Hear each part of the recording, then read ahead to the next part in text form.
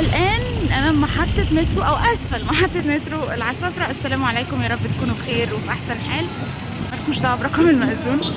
أنا دلوقتي فين؟ أنا دلوقتي في الفتحة المرورية، اللي اتعملت من قبلي لبحري أهو. تمام، طبعا احنا عارفين تم عمل أكتر من فتحة من قبلي لبحري على طول مسار المترو من أول فيكتوريا لحد المنظرة. خلاص دي الفتحة اللي يعني عند محطة العصافرة بالظبط، بس لسه لم يتم الرصف. طبعا كل ده تمهيدا لأعمال محور ملك حفني. إن شاء الله هنكمل بقى اتجاه المنظرة، نشوف المنظرة وأخبار محطة مترو المنظرة ومحطة المنتزه كمان إن شاء الله. خليكم معايا، أنا كنت هنا أهو بوريكوا الفيو ككل. طبعا كده قبلي السكة، واللي أنا فيه ده بحري السكة وخلاص، مش هيبقى فيه لا قبلي ولا بحري. كل الأسوار دي بقى بعد الانتهاء هتتشال، وهيبقى محور ملك حفني نضيف. نتمنى بقى يعني نشوفه نضيف بقى، حارات مخططة، نشوف اسكندرية بشكل جديد ان شاء الله، عوضا عن اللي احنا شايفينه دلوقتي. ان شاء الله خير، يعني احنا متفائلين خير. تمام، هنكمله كده في اتجاهنا الى محطة المنظرة. وده لوجو او شعار مترو اسكندريه اهو. طبعا في ناس كتير زعلت منه، كانت عايزه لون تاكسي اسكندريه، مش عارفه، بس انا شايفاه مش فارق، هو صغير ومش فارق. المهم اللي يفرق معانا المترو يا جماعه، ما تبصوش الحاجات الصغيره دي، اللي يفرق معانا المترو والشارع اللي تحت المترو. تمام، احنا عملنا المترو علوي عشان نوفر مساحات ونوفر طريق ونفتح شريان يعني جديد مروري جديد. خلاص، لان زي ما احنا عارفين اسكندريه شريط طولي ما فيهاش محاور عرضيه، والتكدس والزحمه كله في الكورنيش وشارع ابو قير. فان شاء الله نشوف اسكندريه جديده ان شاء الله رب العالمين بعد المترو بقى الترام ان شاء الله. ما تنسوش طبعا لاول مره بتشوفوني اشتركوا في القناه، تفعيل الجرس عشان يوصلكم كل جديد. احنا كده المسار ما بين المنظره والعصر. نتكلم كده بالمرة واحنا بنتمشى. شفت خبر على الفيسبوك مدينة جديدة هيتم انشائها ان شاء الله، يعني مش هيبقى فيه مكان للسيارات فوق سطح الارض، السيارات كلها هتبقى اسفل الارض، هتبقى يعني هتمشي في نفق. تمام، وفوق هيبقى المترو واللي هو المواصلات الاتوبيس الترددي بقى وكده. فكرة جميلة جدا جدا على فكرة، كونك ان انت تمشي ما تشوفش سيارات خالص فوق الارض، دي حاجه كويسه. المدينه هتبقى نظيفه. تمام، مش هيبقى في المدينه عوادم لانها كلها هتبقى بالكهرباء، وسائل النقل الاخضر اقصد. فاسكندريه كانت محتاجه كده، مش شرط المدينه كلها بس يتعمل فيها يعني جراجات او ممرات اسفل الارض، كانت هتنفع كتير. ودي احد الفتحات برضو اهي بين المنظره والعصر. بصوا شارع ملك حفني اتساعه هيبقى قد ايه، كل ده اهو. بصوا شايفين فرق شاسع طبعا عن مكان القطر، يعني قطر ابو قير المرحوم. وصلنا الى محطة مترو المنظرة. تمام، واهي برضو الفتحة اللي تم عملها، وكده بداية المحطة اهو. ده كده اخر المسار، وبعد كده بداية المحطة. مكملين بقى لحد كوبري المنظرة عشان نشوف اخر التطورات. داخل الموقع اهو بداية المحطة، زي ما احنا شايفين الاعمال بدأت اهو. كاميرات المحطة لسه بقى ايه، كاميرات اليوبين كمان اهي اتركبت قدام اهي.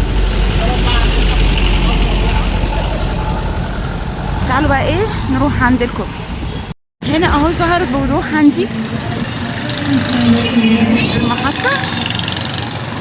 المهم بقى ان شاء الله يا رب يكتمل على خير موعد طبعا تشغيل المترو زي ما سيادة الفريق كامل الوزير قال، هيبقى مارس 2027 ان شاء الله رب العالمين. تمام، شغل كتير بس ان شاء الله يخلص يعني ينتهي. يعني احنا قدامنا 11 شهر على تشغيل مترو الاسكندريه. مترو اسكندريه من المشروعات اللي يعني هتفرق كتير جدا جدا في اسكندريه، غير قطار ابو قير تماما. تمام، احنا خلاص كده داخلين على كوبري المنظر. يعني احنا نتمنى ان هو يأثر تأثير ايجابي على المناطق اللي هيمر عليها على طول الشريط او على طول المسار. وصلنا المنظرة الكوبري. بصوا بقى، بصوا الاتساع والجمال والنظافة. احنا نتمنى بقى قبلي ومحور النبوي المهندس اتكلمنا كتير. تعالوا نعدي بس كده. بصوا الطريق ما شاء الله، يعني 6 حارات مرورية. بصوا هنا اعمال الجزيرة اهو، تم رصف جزء لسه هنكمل وده اليوتيرن. تمام اهو زي ما انتوا شايفين. بصوا الفيو طبعا هنا يعني عمل فرق شاسع 360 درجة في الزنقة اللي كنا بنتزنقها في كوبري المنظرة او تحت كوبري المنظرة. نيجي بقى يمين بقى السوق والاشغالات، وهنا هيتم التشجير. هيمشي بقى تجاه محطة المنتزه. مش عارفة صوتي طالع ولا لا من كلاكسات الدكاترة. طبعا كده قبلي وما ادرانا اهو. ماشي، انا اجيب لكم من بحري. تمام، نتمنى بقى التنظيم، المرور، اشغالات، فتح محور النبوي المهندس عشان هيفرق كتير. وهنمشوا كده المسار اهو، وهنمشوا كده في اتجاه محطة مترو المنتزه. تمام، يبقى كده شفنا الاخبار من العصافرة الى المنتزه.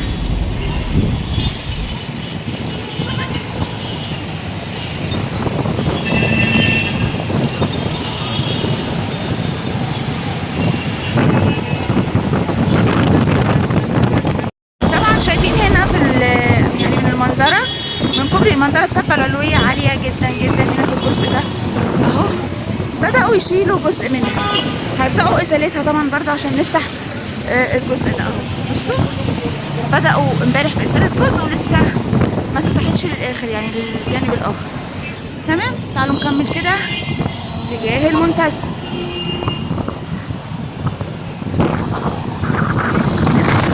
هنا شلنا الرصيف. تمام، يعني احنا مدينا الجزء ده، شلنا التبة ووسعنا خلاص لحد حدود شركة اوراسكو. تمام، عشان توسيع محور ملك حفني والعربيات اهو ركنت، فاحنا استفدنا من التوسعة. يبقى هنا بيتم توسعة ملك حفني بإزالة التبة عشان ضمها لمحور ملك حفني، وكمان عشان المعدات اللي هتيجي تقف هنا وتركب باقي الكاميرات وباقي الاشغال بتاعة المترو فوق. خلاص كان لازم نوسع الطريق، ما كانش ينفع تيجي كده هنا في نهر الطريق وتقف المعدات عشان اكتمال الاعمال فوق. تمام كده في اتجاهنا للمنتزه. هنا الاعمال شغاله جوه خلاص. هو العمل مستمر على فكره، العمل ما بيوقفش عشان التعليقات اللي بتقول مش شغالين. مش معنى ان هو مش شغال في الجزء اللي قدامك يبقى العمل متوقف. تمام، في اولويات وفي تنسيق، والشركه طبعا هي عارفه بتعمل ايه قبل ايه او بتبدا فين الاول. خلاص، بالنسبه بقى لسكان الظهريه قولوا لنا الاخبار عندكم ايه. قولوا لنا الاخبار عندكم ايه، بلغوكم باي حاجه، في اي هبوط ارضي حصل، لان في شائعات ان في ازالات بيوت وكده، بس احنا قلنا لا، مفيش اي ازالات خلاص على مسار المترو ومفيش اي حاجه حصلت. وصلنا يعني عند محطة مترو المنتزه زي ما احنا شايفين. المحطة ظهرت بوضوح. خلاص، احنا قلنا المحطة اتأخرت، بس اهو يعني حتى يعني كل اللي اتأخر بدأوا الشغل فيه وبدأت المحطات في الظهور. تمام، محطة المنتزه هتبقى أيقونة. ليه؟ لأن هي هتبقى على نفس الطراز المعماري بتاع سوق حدائق وبوابة المنتزه. خلاص، هي ومحطة سيدي جابر ومحطة مصر. وبكده يكون خلصنا الفيديو بتاعنا، ونشوفكم على خير في فيديو جديد ان شاء الله. كل الخير لمحافظتنا الجميلة اسكندرية. شكرا والسلام عليكم. جيجي رضوان.